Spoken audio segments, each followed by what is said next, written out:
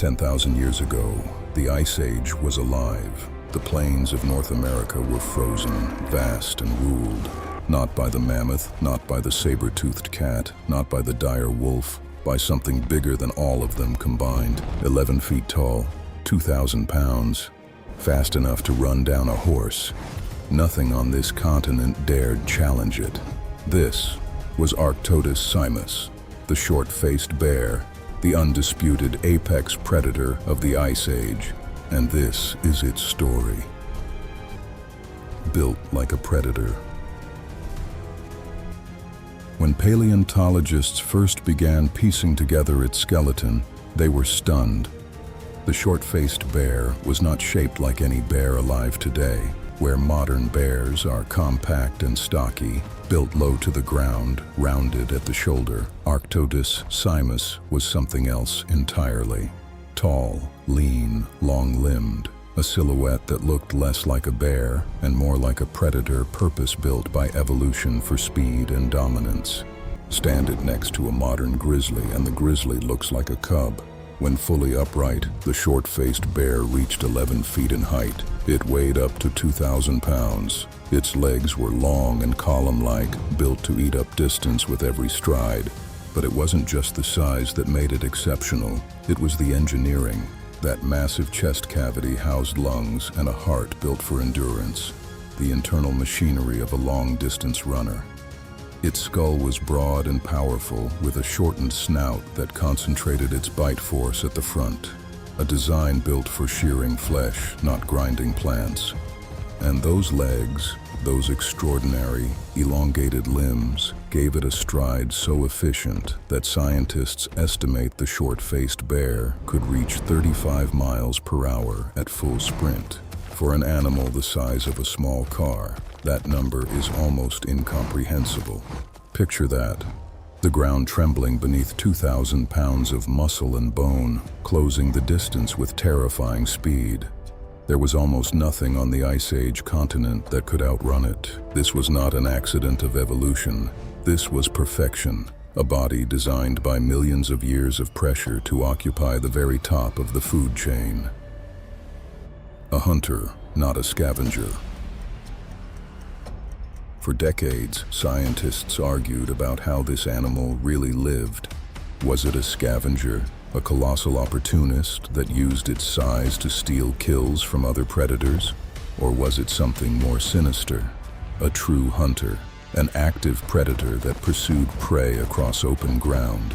The evidence, bone by bone, tells a clear story. The teeth were sharp and blade-like, designed to slice through muscle and sinew, not to crush plant matter. The jaw muscles were enormous, capable of delivering a bite that could shatter bone.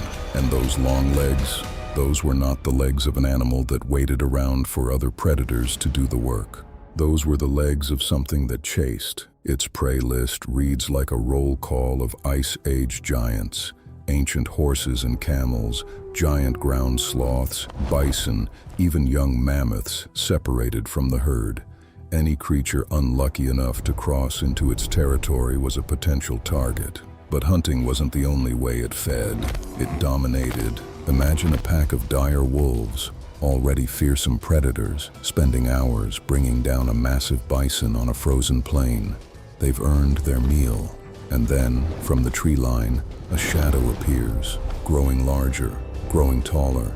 The short-faced bear rises to its full height, steam rising from its breath in the cold air, and the dire wolves back away, every single one of them. No snarling confrontation, no battle, just a moment of raw recognition. This animal outranks us.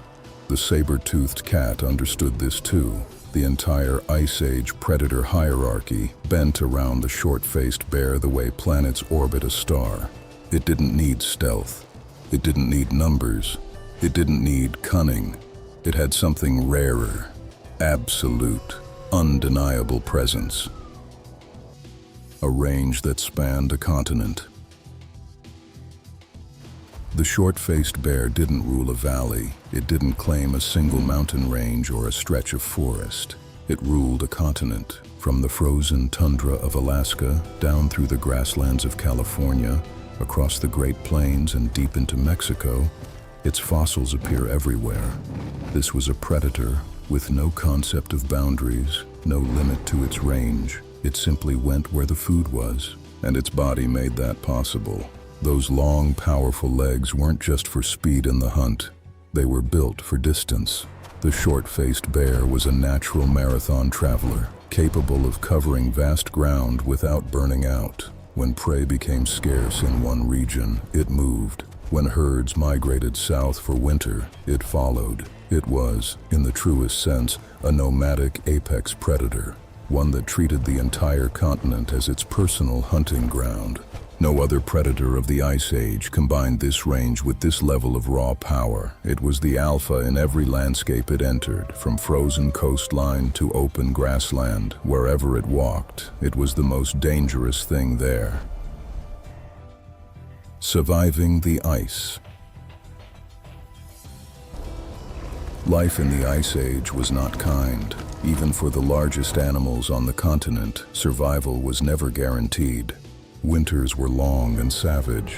Prey could vanish for months beneath blizzards that buried entire landscapes. For most animals, that meant starvation. For the short-faced bear, it meant adaptation. Beneath that thick, insulating fur, its body was built to endure. Massive fat reserves accumulated during the warmer months sustained it through lean seasons. Its high-protein diet fueled an enormous body that required extraordinary caloric input just to function. And yet it thrived, because when the prey was there, it could take as much as it needed. But more than any single physical adaptation, its greatest survival weapon was the same thing that made it a legendary predator: mobility. When prey disappeared, the bear didn't wait. It walked, it traveled, it hunted across distances that would exhaust any other predator in the ecosystem. Resilience in the Ice Age was measured not in how tough you were in one place, but in how far you could go to stay alive. By that measure, the short-faced bear was the most resilient creature on the continent. But even the mightiest animals carry a hidden vulnerability, and for the short-faced bear, that vulnerability was written into the very world it depended on. The fall of a titan. Around 11,000 years ago, the world began to change.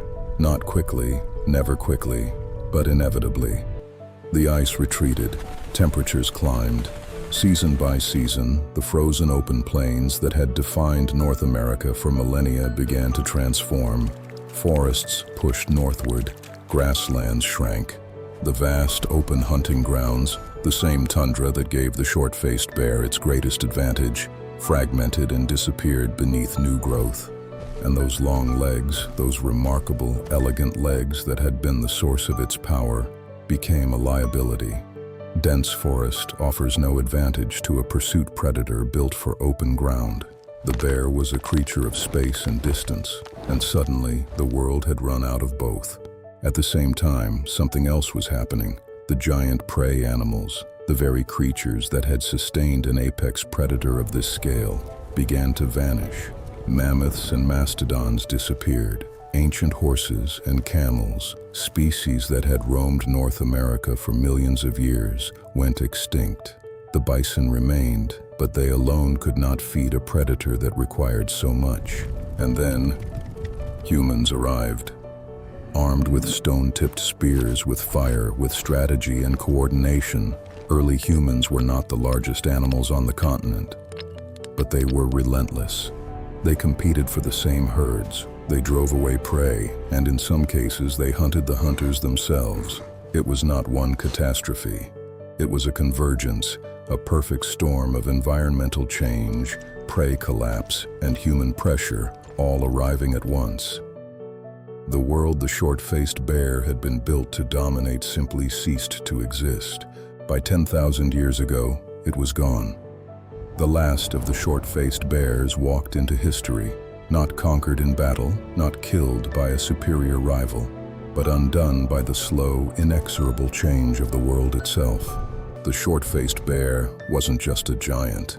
It was a symbol of Ice Age dominance, a predator built for power, speed, and intimidation, a creature that ruled a continent, until the continent changed. If you want more journeys into Earth's ancient past, subscribe to Ancient Earth Archives.